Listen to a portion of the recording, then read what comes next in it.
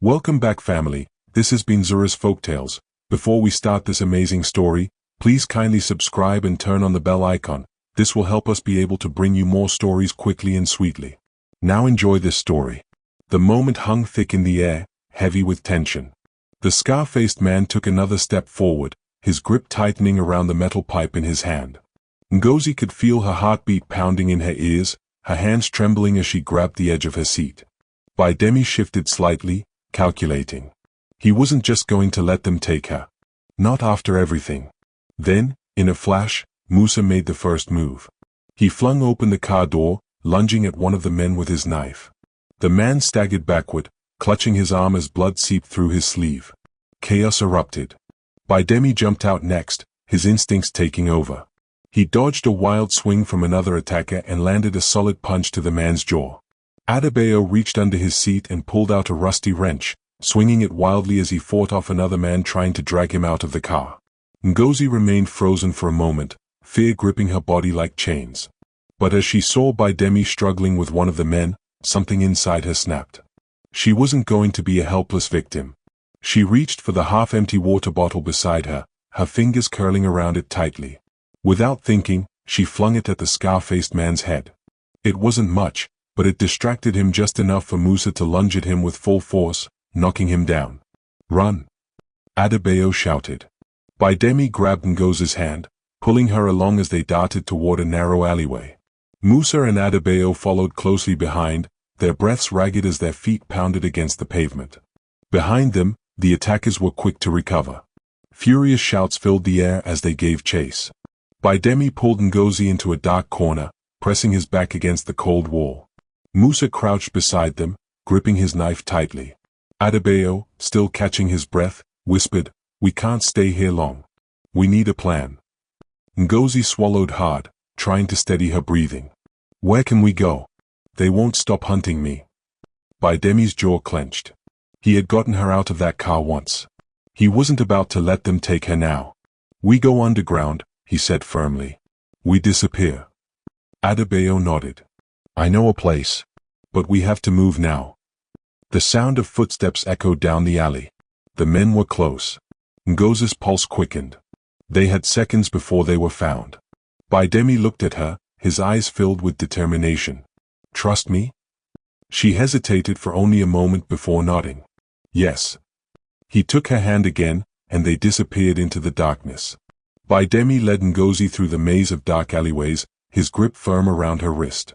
She struggled to keep up, her expensive sandals barely surviving the rough pavement, but she knew slowing down was not an option. Their pursuers were close. Too close. Musa and Adebayo followed behind, their breaths ragged, their eyes darting in every direction for a possible escape route. The night was eerily silent, except for the distant honking of cars and the hurried footsteps behind them. "There's a hidden passage just ahead," Adebayo whispered. "If we make it there, we can lose them." They turned a sharp corner, but just as they did, two men emerged from the shadows, blocking their path. Scarface was among them, a deep cut on his arm from Musa's earlier attack. His eyes burned with rage. "There's nowhere to run now," Scarface growled, stepping forward. Ngozi's stomach twisted in fear. She could see the blood-stained knife in his hand. Her father's men were relentless.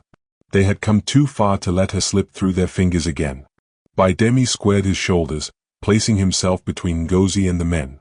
"You really think you can take us?" he said, his voice steady despite the tension crackling in the air. Scarface chuckled darkly. "I don't need to. You're already trapped." A car engine roared behind them. Ngozi turned her head sharply and saw another vehicle screeching to a stop at the entrance of the alley, its headlights flooding the narrow space. More men jumped out. They were surrounded. Adebayo cursed under his breath. "We need a miracle." Then, without warning, Musa lunged. He threw his knife straight at the closest man, the blade slicing through the air before embedding itself in the man's thigh. A scream rang out as the man collapsed. That was the only distraction they needed. Bidemi grabbed a rusted metal rod from the ground and swung it with all his strength, knocking another attacker to the side. Adebayo joined in, using his fists to pummel one of the men trying to grab Ngozi. Scarface lunged at Ngozi.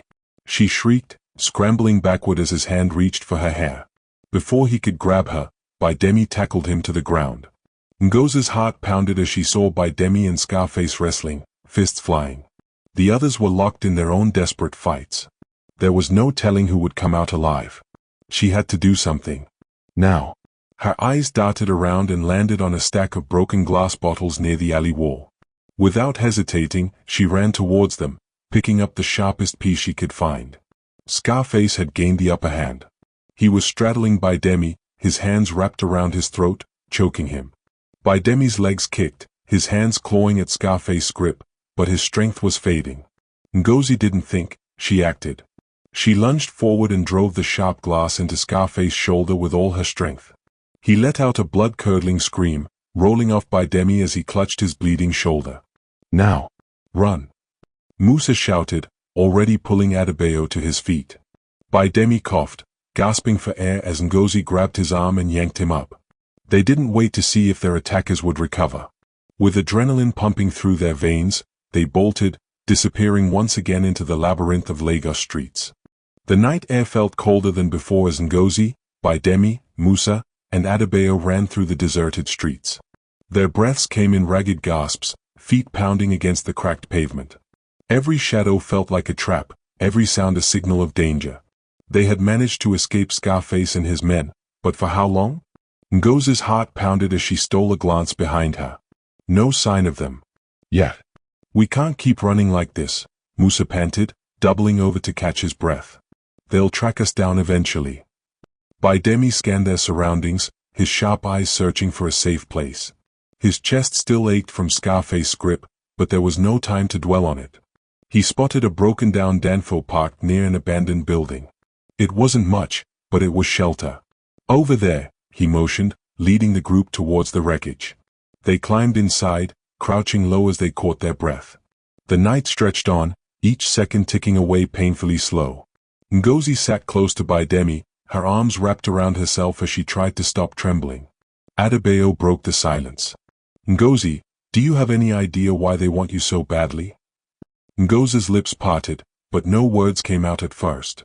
Then, after a long pause, she whispered, my father is involved in things. Dangerous things. Human trafficking. Musa let out a low whistle. That explains a lot.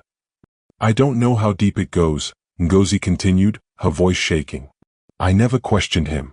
But now, I think he was trying to get rid of me.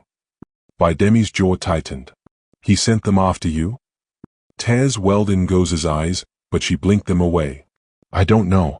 But someone powerful wants me gone. Silence settled over them again, heavy and suffocating. Adebayo exhaled deeply. So what's the plan? We can't stay here forever. Baidemi rubbed a hand over his face, thinking fast. First, we need to find somewhere safer. Lei might help. Lei? Musa asked. He's an old friend. Runs a mechanic workshop not far from here. If he's still around, he can hide us for a while. Ngozi swallowed hard. And then? Baidemi met her gaze, his expression unreadable. And then we figure out how to stop whoever is after you. A distant noise cut through the night. Car engines. More than one. They're coming, Musa whispered. No one needed further prompting. They slipped out of the Danfo, staying low as they disappeared into the darkness once again. The streets were eerily quiet, but Baidemi knew better than to trust the silence. He could hear the distant hum of engines prowling the area like predators searching for prey. The men hunting them were relentless, and time was running out. We need to move. Now, Baidemi whispered urgently. Ngozi's hands trembled as she nodded. She had never felt so helpless in her life, but she trusted Baidemi. He had already saved her once, she had no choice but to believe he could do it again. They hurried through the dark alleys, sticking close to the walls, their shadows stretching and shifting under the flickering streetlights. Every step felt like a gamble. One wrong move, and it was over. Adebayo pulled out a small, rusted dagger from his pocket. If they catch us, I won't go down without a fight. Musa let out a dry chuckle.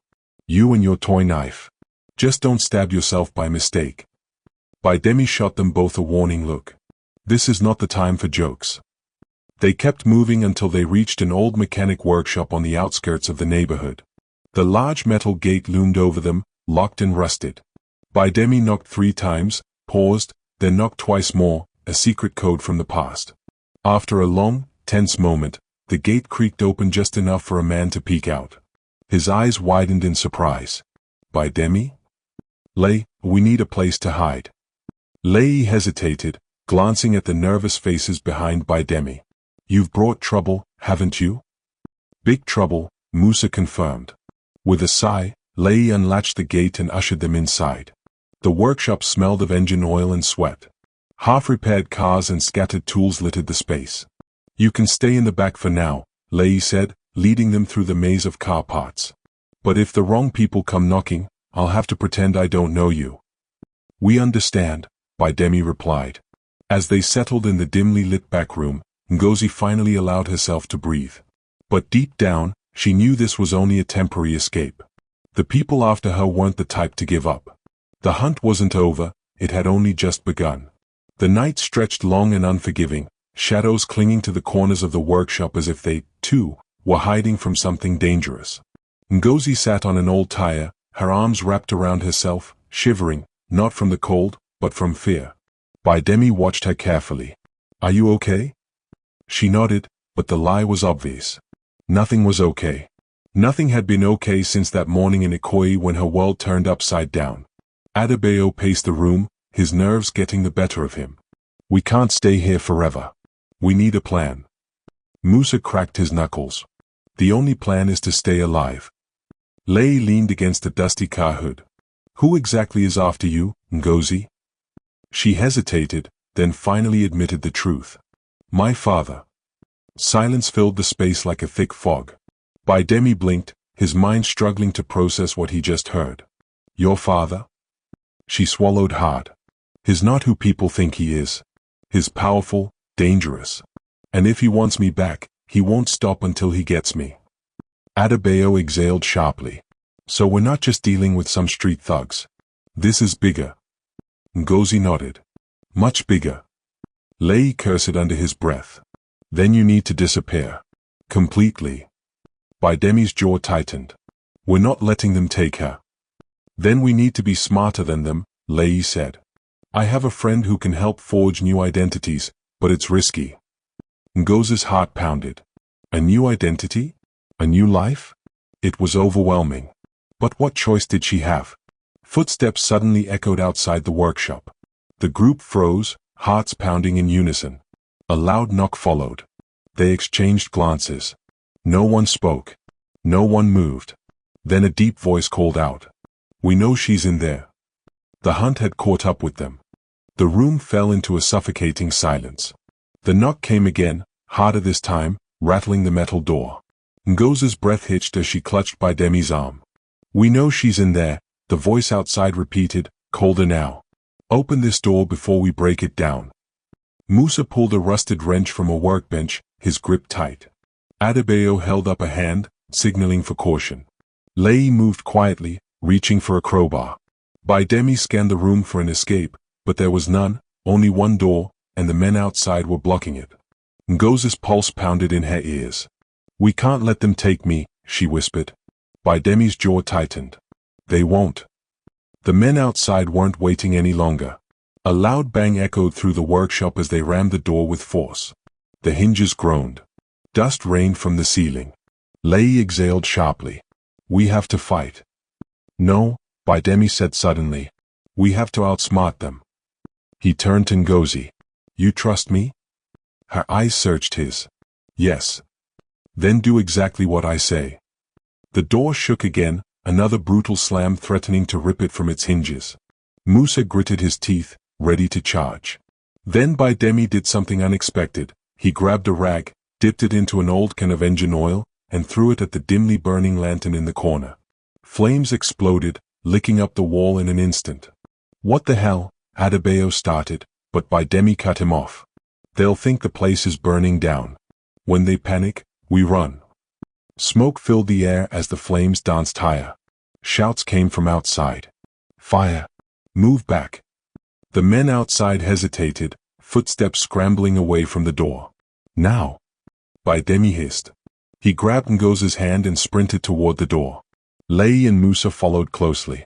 Adebayo kicked the door open, sending smoke billowing out. The men had backed off, shielding their faces. In the confusion, the group slipped past them, disappearing into the shadows of the night. But as they ran, Ngozi knew this wasn't over. Her father wouldn't stop. And now, the real chase had begun. Ngozi's legs burned as she ran, her heartbeat hammering against her ribs. The smoke from the burning workshop still clung to the air, making her throat roar. Bidemi's grip on her wrist was firm, guiding her through the darkened alleyways of Lagos. Behind them, angry shouts erupted as the men realized they had been tricked. Footsteps pounded against the pavement. The chase was on. This way. Bidemi whispered urgently, tugging her to the left. Lei and Musa followed closely, their breaths heavy. Adebayo brought up the rear, constantly checking over his shoulder. They weaved through abandoned market stalls, leaping over crates and dodging piles of discarded junk. Then Ngozi heard it, the roaring engine of a vehicle. "They have a car," she gasped, struggling to keep up.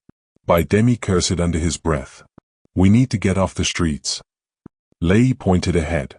"Under that bridge, there's a drainage tunnel. If we get inside, they won't see us." Musa hesitated. "And if they follow us?" "Then we fight," Adebayo said grimly. No one argued. They sprinted toward the opening of the drainage tunnel just as headlights flashed at the end of the street. A black SUV screeched to a stop. "They're here," Ngozi cried out. The car doors flung open, and men poured out, armed and ready. Bidemi shoved Ngozi forward. "Run." She stumbled into the tunnel, the others diving in behind her. The darkness swallowed them whole. The stench of stagnant water filled the air, but there was no time to care. The men outside shouted orders, their voices echoing through the tunnel entrance. "They're trapped. Get in there." Ngozi's stomach twisted. Trapped. The word clung to her skin like sweat. She turned to Bidemi. "What do we do now?" His eyes, sharp even in the darkness, darted around. Then he grinned, a reckless, defiant grin. "We keep moving forward." Because turning back meant death. The tunnel stretched on, damp and suffocating. Ngozi's breath came in ragged gasps as she stumbled forward, her fingers grazing the slimy wall for balance. The echoes of hurried footsteps behind them sent chills down her spine. "They're coming," Lei whispered, his voice barely above a breath. Bidemi clenched his jaw. "We can't stop now. Keep moving." Ahead, faint moonlight filtered through a rusted grate. It was their only way out. But the sound of splashing water behind them meant their pursuers had entered the tunnel. Ngozi's pulse pounded. "We have to hurry." Musa reached the grate first and yanked at it. It stuck. Adebayo joined him, gripping the bars with both hands. He grunted, veins bulging in his arms as he heaved. The metal groaned but held firm. Footsteps drew closer. Shadows flickered on the tunnel walls. Bidemi spun around, fists clenched. "We don't have time for this. Get ready to fight." Ngozi's chest tightened. Was this it? Had they come all this way just to be caught? Suddenly, a loud snap rang out. The rusted bolts gave way, and the grate crashed onto the ground. "Go!" Adebayo hissed, shoving Ngozi up first.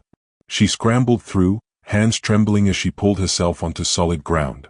One by one, the others followed, their bodies slick with sweat and grime. Just as Bidemi climbed out, a rough hand shot through the opening, grabbing his ankle. Ngozi's heart nearly stopped. "No!" Bidemi kicked hard, breaking free. The man inside lunged, but it was too late. With a swift motion, Lei and Musa heaved the grate back into place, trapping their pursuers inside. Shouts of rage erupted from the tunnel below, fists hammering against metal.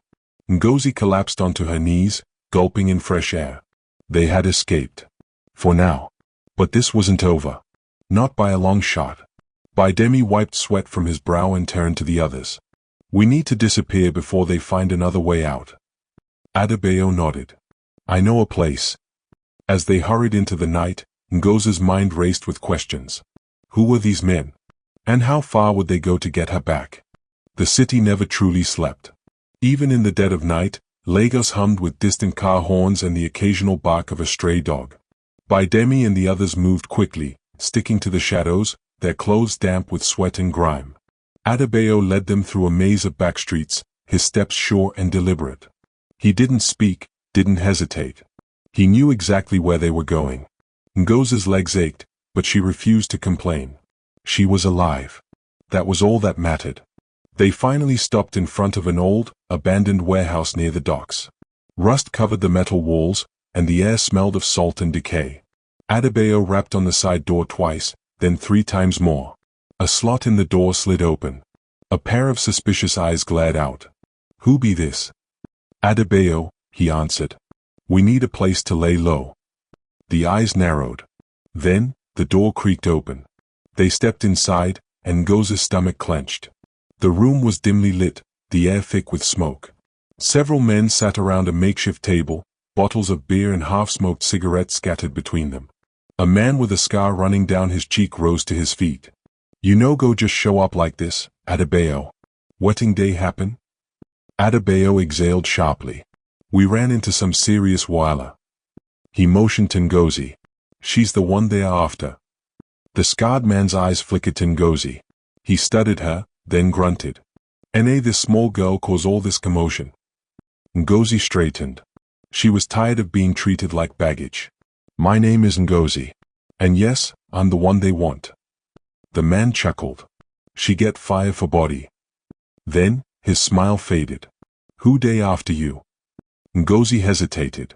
Saying it out loud made it feel even more dangerous. But there was no point in hiding anymore. "My father," she said. "And he won't stop until he finds me." A heavy silence fell over the room. Baidemi clenched his fists. "We have to be ready." The scarred man sighed. "Then we best get prepared. War day come." Ngozi swallowed hard as the weight of her own words settled in the air. Her father wouldn't stop looking for her. And when he did, he wouldn't come alone. The men in the room knew it too. Their expressions darkened, their postures tensed. The scarred man, who everyone called Kazim, took a deep drag of his cigarette, then exhaled slowly. "If your father get money reach like that, we day fight something bigger than all of us." Adebayo nodded grimly. "That's why we need to be smart. Running no go help again." Ngozi turned to Baidemi. "What do we do?" Baidemi's jaw clenched. "We fight." Kazim snorted. "Fight who? You think say na ordinary street thugs day come for you? If this girl pop a day into human trafficking, he go get police, he go get politicians, he fit even get cult boys." Ngozi's heart pounded. She had always known her father was powerful, but hearing it like this made it more terrifying. Baidemi didn't flinch. "E no mean say we go just sit on day wait make DM carry her." Adebayo rubbed his chin. "We no fit fight DM head on. But we fit scatter their plan. If we go after their operation instead of just running, we fit shake them." Ngozi's eyes widened. "You mean, expose them?" Kazim chuckled, shaking his head. "UNWN start fire we no go quench." But Adebayo nodded. "If we fit show the world wetting DM day do, DM go lose power." Baidemi turned to Ngozi. "You sabai any dirty secret we fit use?" Ngozi's mind raced. She had spent years turning a blind eye to her father's dealings. But now, everything mattered. Every hushed conversation, every shadowy figure that passed through their mansion. Then she remembered something. "There's a warehouse," she whispered. "In Apapa. It's where they keep the new girls before they're moved." Adebayo and Baidemi exchanged looks. Kazim sighed, rubbing his temple. "If we go near that place, Igobi do or die." Baidemi stood up, his eyes fierce. "Then we go make sure we no die." The night air in Apapa was thick with the stench of the port, a mix of salt, oil, and the decay of forgotten things. Ngozi had never been here before, but the weight of what she was about to do made her legs feel heavy.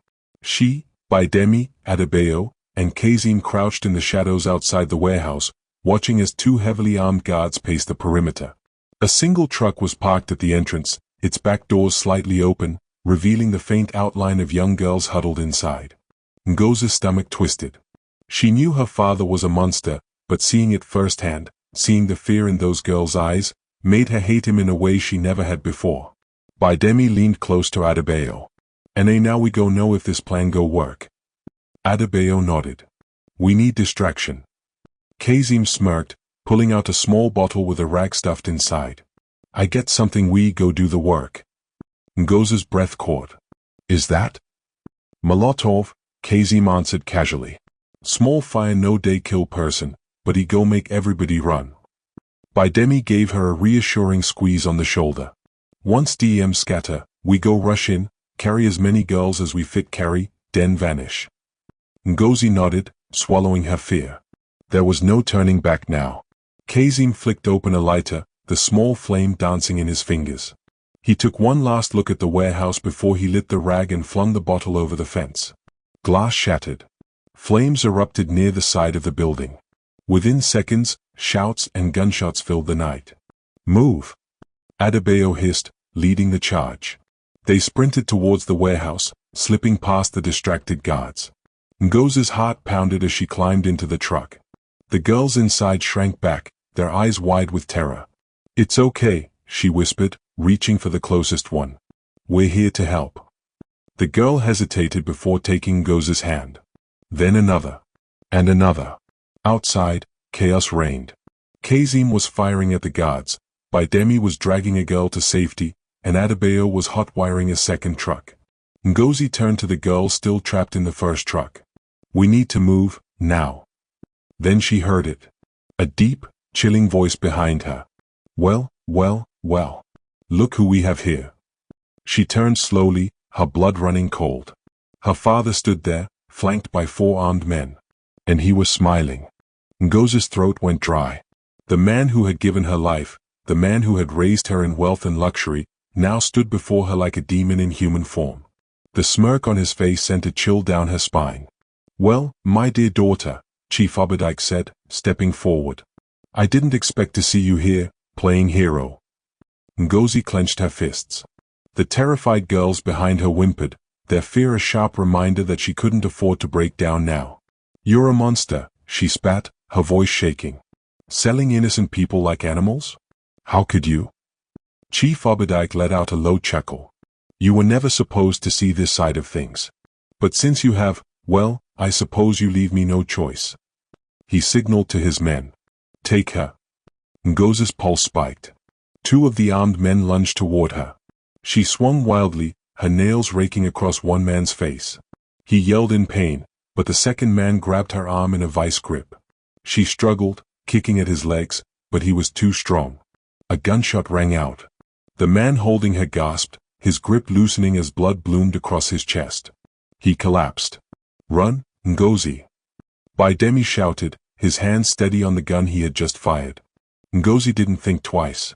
She bolted, grabbing 2 of the girls and pulling them out of the truck. The others followed, moving as fast as their weak legs could carry them. Chief Obadiah's face twisted in fury. Get them. Chaos erupted. Gunfire ripped through the air. Kazim tackled one of the guards, slamming his head against the truck. Adebayo had managed to start the second truck and was already loading the rescued girls inside. Ngozi ran as fast as she could, but she wasn't fast enough. A rough hand yanked her back, and she found herself face to face with her father.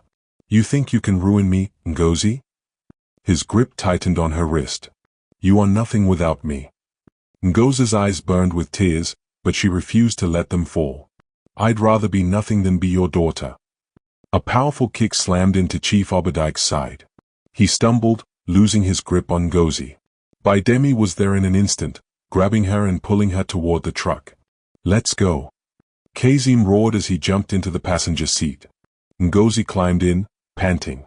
As the truck sped off, she looked back one last time. Her father stood in the middle of the burning warehouse, his empire crumbling around him. But she knew this wasn't over. Not yet. The truck rumbled down the deserted road, the weight of everything that had just happened pressing on Ngozi's chest like a heavy stone. She clutched the edge of the seat, her knuckles white. The rescued girls sat in the back, some crying, some too shocked to react. Bidemi, gripping the steering wheel with determination, stole a glance at her. Are you okay? Ngozi forced herself to nod, but the truth was, she didn't know. Her heart was still racing, her father's voice ringing in her ears. You are nothing without me. She clenched her jaw. No. She would prove him wrong. Kazim, sitting beside her, was pressing a cloth to a wound on his arm. We need a safe place, he said through gritted teeth. Chief Obadiah won't let this go.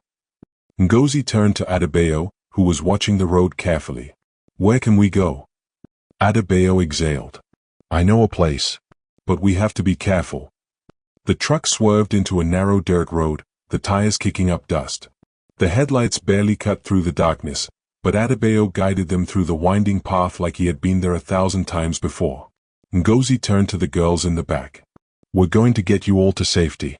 I promise. One of them, a young girl with tear-streaked cheeks, reached for her hand. Thank you, she whispered. Ngozi squeezed her fingers gently. You're safe now. The truck finally came to a stop in front of a rundown building hidden behind thick trees. The night was eerily silent as Adebayo hopped out and knocked twice on the metal door.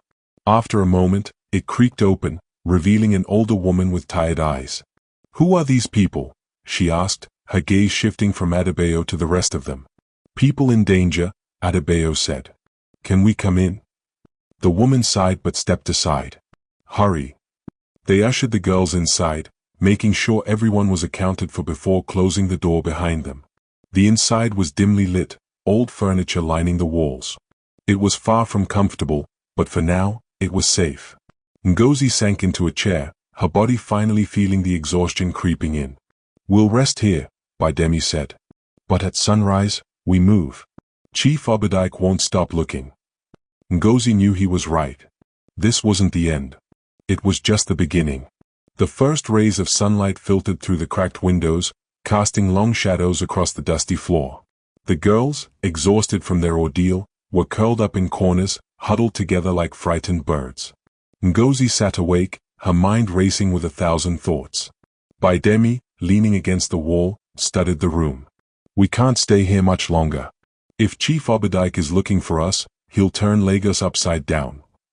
Adebayo, who had barely slept, ran a hand over his face. I know someone in Ibadan. A priest. He helps people disappear. Ngozi frowned. Disappear? Not literally, Adebayo clarified. He has a network, safe houses, new identities. If we can get these girls to him, they'll be free. Bidemi nodded. Then we leave now. Kazim groaned as he sat up, wincing at the pain in his wounded arm. You're forgetting something. Obadiah's men are probably watching every major road. How do we get to Ibadan without being seen? Silence fell over the room. Ngozi's heartbeat quickened. I have an idea, she said suddenly. But it's dangerous. All eyes turned to her. We don't run, she continued. We make them think we never left. Adebayo scoffed. And how do we do that? We send a message. A fake lead. If they think we're hiding somewhere else, they'll chase shadows while we slip through. Bidemi grinned. Smart. But we need a way to make it believable. Ngozi thought for a moment. My father has enemies in Port Harcourt. If we leak a rumor that I was spotted there, it'll buy us time. Adebayo smirked. I know just the person to spread that lie. Kazim struggled to his feet. Then let's move. We don't have time to waste. Ngozi took one last look at the terrified girls. She had to do this right, for them, for herself. No more running. No more fear. It was time to fight back. Ngozi's plan had to work. If they failed, there would be no second chance. Adebayo moved quickly, placing a call to an old friend in Port Harcourt, a man known for his ability to spread rumors like wildfire. Within minutes, the news was out. Chief Obadiah's daughter had been spotted in a hotel near the Port Harcourt waterfront. The bait was set. Now, they had to wait and see if Obadiah's men would take it. As the sun climbed higher, Bidemi scouted ahead. The streets were unusually quiet, but that didn't mean they were safe. He noticed a black SUV parked near a corner store, the engine running. Something felt off. He returned to the hideout quickly. We need to go. Now. I think we're being watched. Kazim cursed under his breath. So much for waiting. What's the plan? Public transport, Ngozi said. They'll expect us to run in secret, so we do the opposite. We take a bus. Get lost in the crowd. Adebayo looked skeptical. You're suggesting we walk right into a motor park? With Obadiah's men possibly swarming Lagos. Ngozi stood firm. Yes. Because they'll be looking for a group sneaking out of the city. Not a bunch of random passengers on a public bus. Bidemi grinned. I like this girl's mind. Let's move. They quickly gathered the girls, disguising them with second-hand clothes bought from a roadside vendor. Ngozi pulled a scarf over her head and slipped on a pair of sunglasses. To anyone looking, she was just another traveler. With their hearts pounding, they made their way to the bus station. Every shadow, every passing stranger felt like a threat. The tension was suffocating. As they reached the station, a conductor shouted, "Ibadan! Ibadan! One more space." Adebayo nudged Ngozi. "This is it." Just as they stepped forward, a deep voice cut through the noise. "Hey! Stop right there." Ngozi's blood ran cold. Had they been caught? Tell us where you are watching from and the time your watch says right now in the comment section. We would love to hear from you, and don't forget to subscribe and turn on the bell notification. New series are coming very soon. Subscribe, feel free to support us by joining Zura Premium. Thanks.